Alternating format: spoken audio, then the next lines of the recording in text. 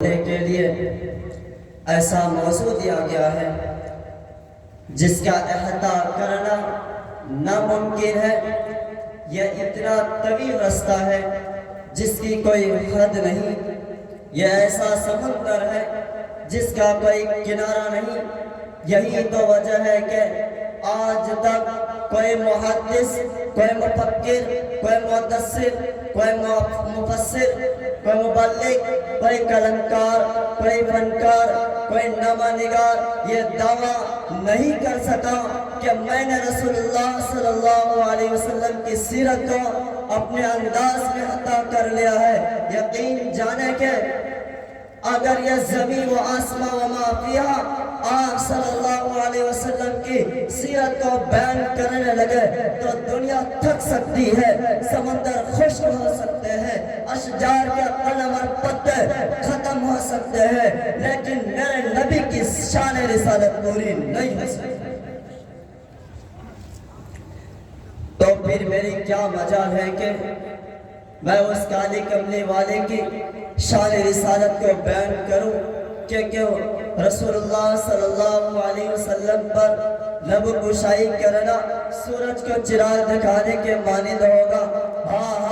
اس موقع پر مجھے شان اسلام حضرت حسان رضی اللہ تعالیٰ عنہ کا وہ شعر یاد آتا ہے جو انہوں نے اپنی مجبوری ظاہر کرتے ہوئے کہا تھا، مائی مدحت محمدا بمقالتی، مائی مدحت محمدا بمقالتی ولیکن مدحت مقالتی بمحمد۔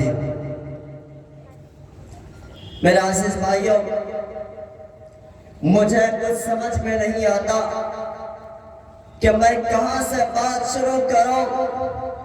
میں ان عجائبات و معجزات کو بیان کروں جو آپ کی پیدائش سے پہلے اللہ تبارک و تعالیٰ بتا رہے ہیں کہ اے عالم کے انسانوں، خبردار، ایک نرالی شخصیت وجود پذیر ہونے والی ہے، یا میں آپ کی ولادت باسعادت کو موضوع گفتگو بناؤں، یا آپ کا آسمان کا سیر کراؤں، یا آپ کا شق القمر کا معجزہ بیان کروں، یا آپ کے انگلیوں سے چشمے جاری ہونے والا واقعہ بیان کروں، یا آپ کے لیلۃ الجن کا واقعہ بیان کرو، یا طائف کے دردناک حالات کو بیان کرو، یا ابو جہل کے ہاتھوں میں کنکریوں سے کلمہ پڑھانے والا واقعہ بیان کرو۔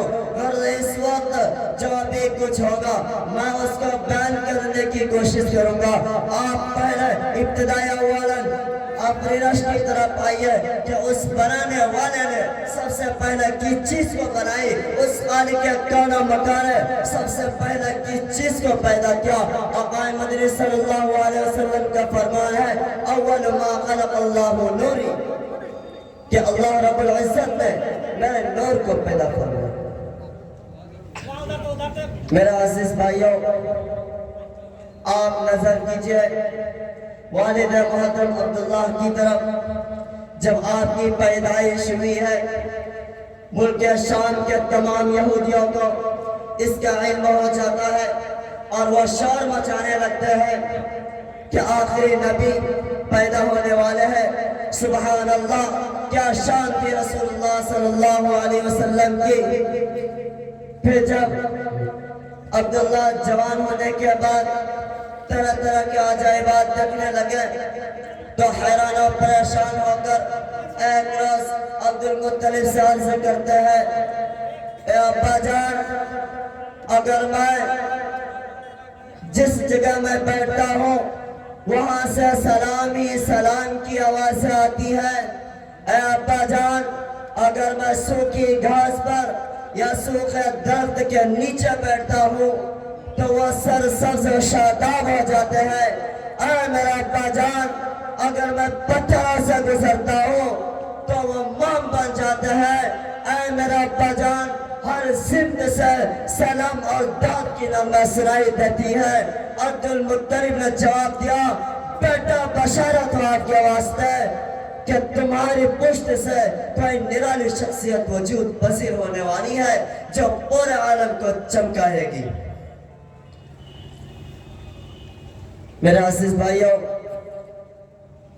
جب عبداللہ زندگی کے شباب پر آتے ہیں تو مکہ کی حسینہ و خود جمیلہ اپنے نازک بدن پر ناز کرنے والی عبداللہ کو پریشان کرنے لگتی ہے قبل اس کے کہ آپ کا نکاح بی بی عامرہ سے ہو۔ آپ ایک مرتبہ مکہ سے گزر رہے تھے، وہ فاطمہ نامی عورت جس کا نام فاطمہ بنت مرہ تھا آپ کے سامنے آئی اور نور محمدی کو آپ کے پیشانی مبارک کے اندر دیکھ کر آپ پر فدا ہو گئی، اور عبداللہ کی نورانی پیشانی کو وہ عورت دیکھتی رہ گئی، بیتاب ہو کر کہنے لگی اے عبداللہ اگر تم مجھ سے شادی کر لو تو 100 اونٹ میں آپ کو عقد کے عوض میں دوں گا۔ آپ نے انکار کر دیا،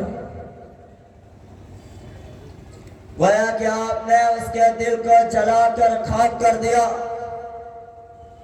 پھر آپ آگے گزر گئے۔ کچھ دنوں کے بعد عبداللہ کی شادی بی بی آمینہ سے ہو جاتی ہے اور نور محمدی آپ کے چہرے انور سے منتقل ہو کر حضرت آمینہ کے بطن اطہر میں آ جاتا ہے۔ پھر اتفاق کی بات ہے کہ عبداللہ ادھر سے گزرتے ہیں اور فاطمہ نامی عورت آپ کو راستے میں ملتی ہے اور آپ کی پیشانی مبارک کو نور احمدی سے خالی پا کر نہایت ہی حسرت و افسوس سے ہاتھ ملنے لگتی ہے۔ عبداللہ نے معلوم کیا ہوا، کیوں افسوس کر رہی ہو؟ آج تم مجھ سے وہ سوال کیوں نہیں کرتی جو پہلے کیا کرتی تھی؟